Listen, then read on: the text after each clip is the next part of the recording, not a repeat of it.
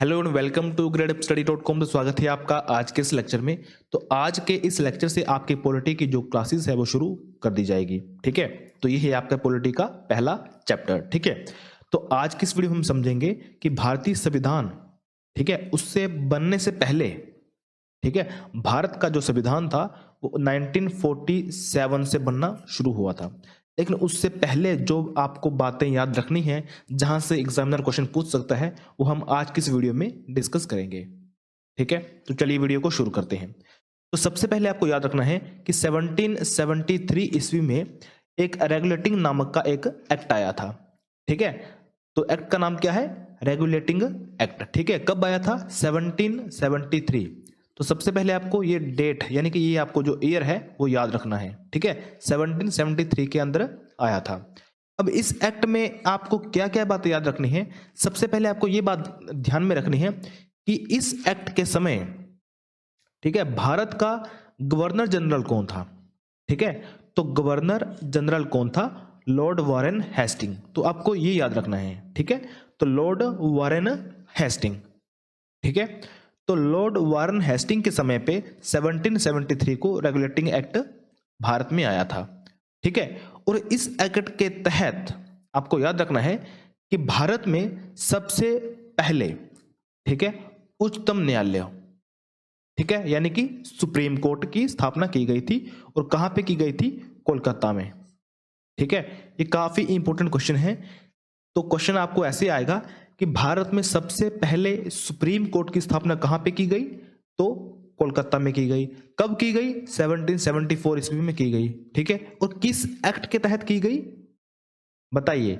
Regulating act के तहत की गई। ठीक है, तो ये बातें आपको रेगुलेटिंग एक्ट के तहत पे याद रखनी है। ठीक है, आगे चलते हैं। आगे है आपके पास 1935 ईस्वी का भारत शासन अधिनियम। ठीक है, 1935 का भारत शासन अधिनियम।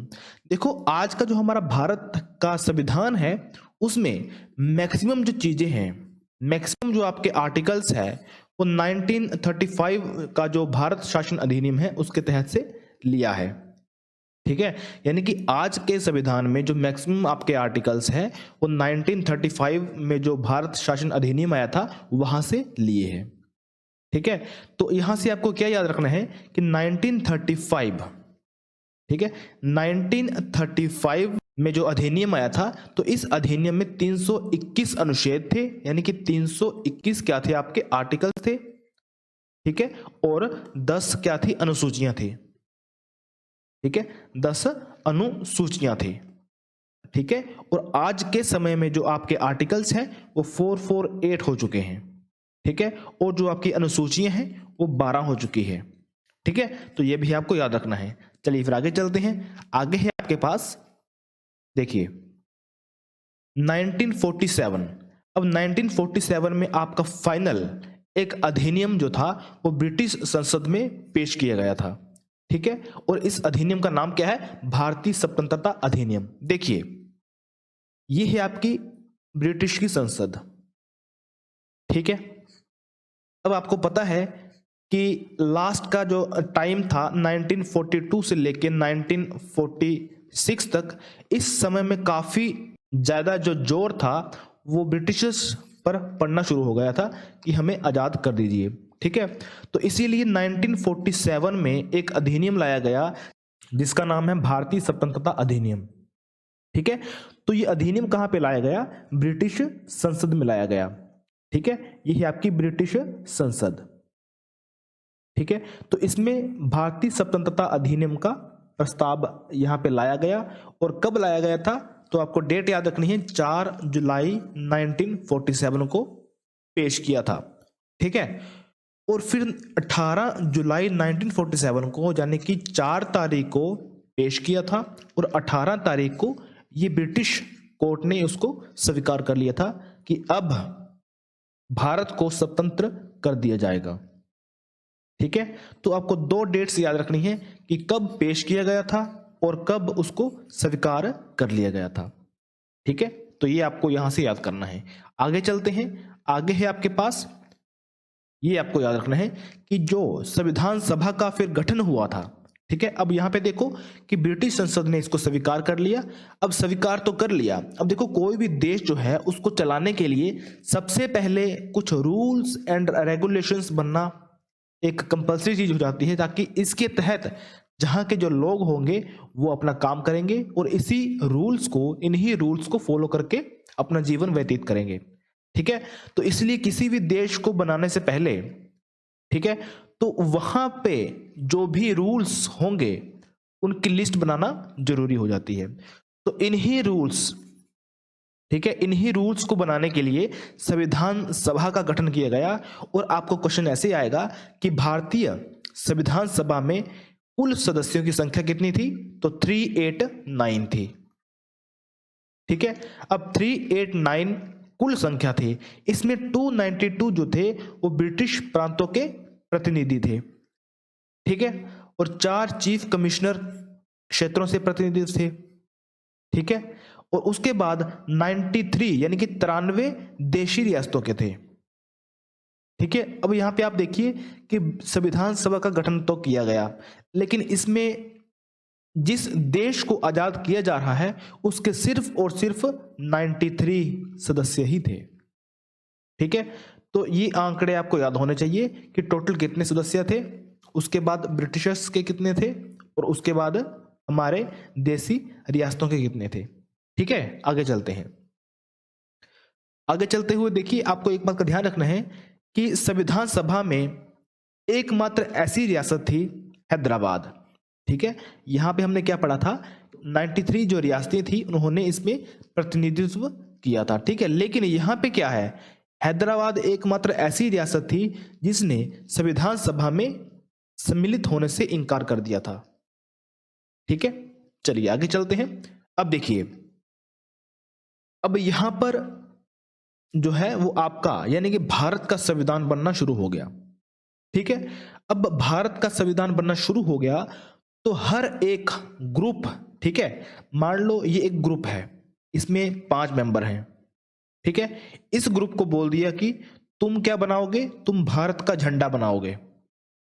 ठीक है, दूसरा ग्रुप बनाया, इसमें भी कुछ बंदे होंगे, कुछ मेंबर्स होंगे, इसको काम दे दिया कि तुम भारत का जो है वो मौलिक अधिकार बनाओगे। ठीक है, यानी कि फंडामेंटल राइट्स बनाओगे। तीसरा ग्रुप बनाया, इसको बोला कि तुम मौलिक कर्तव्य बनाओगे। ठीक है, तो काफी सारे ग्रुप बनाए गए और उनको अलग अलग काम सौंपा गया। किसी को काम दिया गया कि तुम झंडा तैयार करोगे, किसी को काम दिया गया कि तुम मौलिक अधिकार सेट करोगे, किसी को काम दिया गया कि तुम आपातकालीन शक्तियों के बारे में हमें बताओगे कि कौन कौन सी शक्तियां आपातकालीन में होनी चाहिए।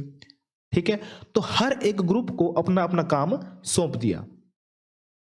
अब इन ग्रुप्स के हेड कौन है, इसका जो है वो आपको क्वेश्चन आता है एग्जाम में।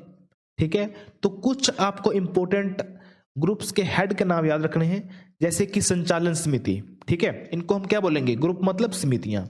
तो संचालन समिति के अध्यक्ष कौन थे, तो डॉक्टर राजेंद्र प्रसाद, ये आपको याद रखना है। दूसरा प्रारूप समिति। ठीक है, तो प्रारूप समिति के अध्यक्ष कौन थे, तो डॉक्टर भीमराव अंबेडकर।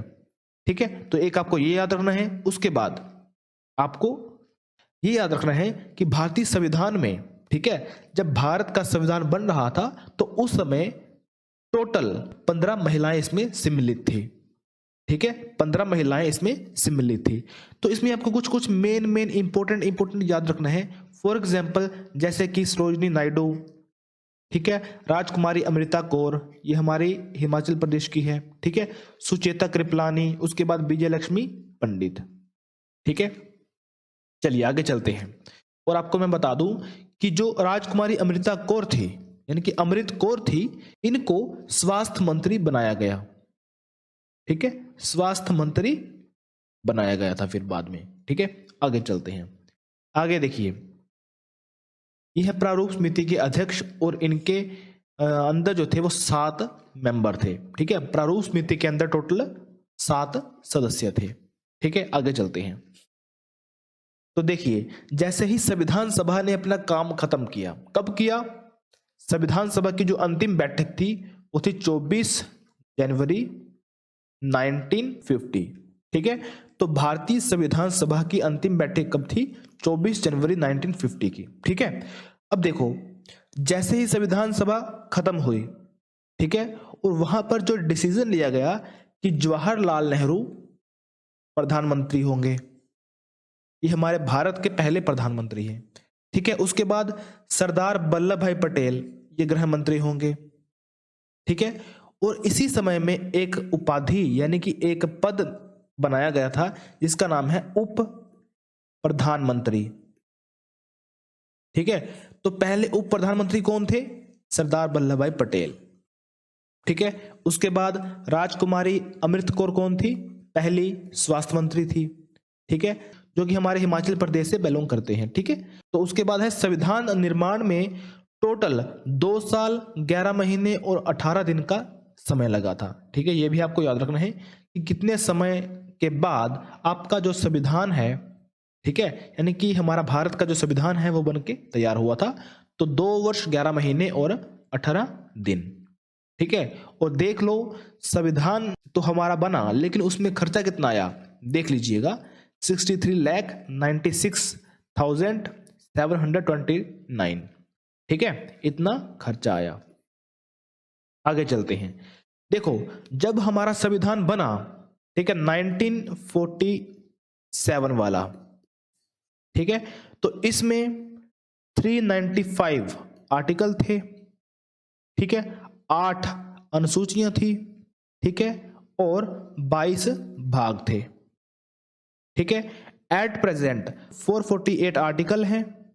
ठीक है, 12 अनुसूचियां हैं और 25 भाग यानी कि पार्ट है।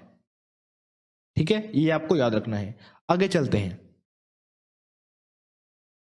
अब आगे चलिए, 42वें संविधान संशोधन अधिनियम 1976 ईस्वी के द्वारा इसमें समाजवादी, पथ निरपेक्ष और राष्ट्र की अखंडता शब्द जोड़े गए। अब देखिए, अब आप कोई भी बुक पढ़ते हैं, ठीक है, तो उस बुक में सबसे पहले एक पेज होता है, इस पे लिखा होता है कंटेंट।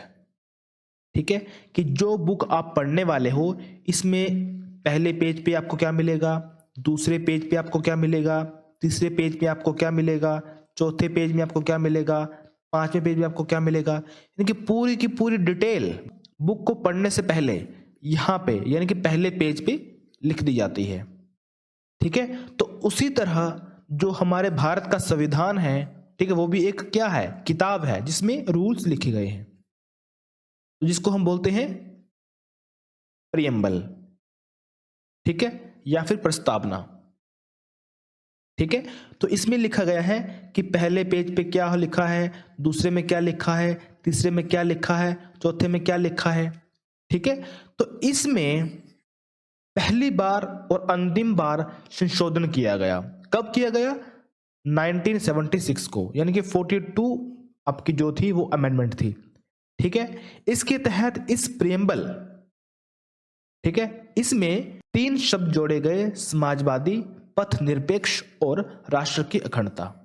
ठीक है, तो अगर आपको क्वेश्चन आए कि भारतीय संविधान की जो प्रियम्बल है उसमें कितनी बार संशोधन किया, तो 1 बार संशोधन किया। कब किया गया? 1976 को। ठीक है, क्लियर है? तो इतना आपको आज की इस वीडियो में याद करना है। ठीक है, तो आई होप आपको आज की वीडियो काफी अच्छी लगी होगी। तो अगर आपको आज की वीडियो अच्छी लगी है तो आपने वीडियो को लाइक करना है, वीडियो को शेयर करना है और चैनल को सब्सक्राइब करना है। ठीक है, तो फिर मिलते हैं नेक्स्ट वीडियो में, तब तक के लिए जय हिंद।